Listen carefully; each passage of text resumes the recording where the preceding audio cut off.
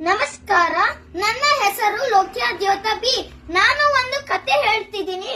ಆ ಕತೆದು ಹೆಸರು ಕನ್ನಡಿ ಮತ್ತೆ ಅವ್ರ ಸ್ನೇಹಿತಗಳೆಲ್ಲ. ಒಂದು ಚಂದವಾಗಿ ಊರಲ್ಲಿ ಒಂದು ಪುಟ್ಟ ಪಕ್ಷಿ ಇತ್ತು. ಆ ಪುಟ್ಟ ಪಕ್ಷಿ ಹೆಸರು ಕನ್ನಡಿ. ಕನ್ನಡಿ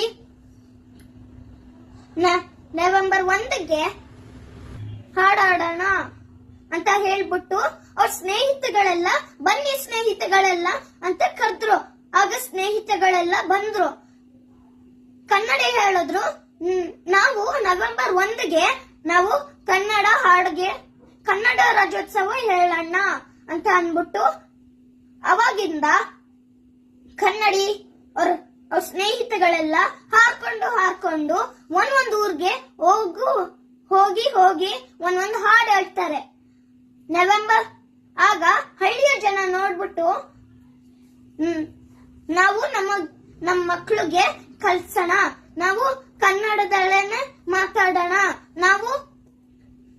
ನಾವು ಕನ್ನಡದಲ್ಲೇ ಹಾಡೋಣ ಅಂತ ಅಂದ್ಬಿಟ್ಟು ಅವ್ರ ಮಕ್ಕಳಿಗೆಲ್ಲ ಹೇಳ್ಕೊಡ್ತಾರೆ. ಆಗ ನವೆಂಬರ್ 1 ಬಂತು. ಆಗ ಕನ್ನಡಿ ಅವ್ರ ಸ್ನೇಹಿತಗಳೆಲ್ಲ ಮತ್ತೆ ಹಳ್ಳಿಯ ಜನ ಅವ್ರ ಮಕ್ಕಳೆಲ್ಲ ಕನ್ನಡ ರಾಜ್ಯೋತ್ಸವ ಹಾಡು ಹೇಳ್ತಾರೆ.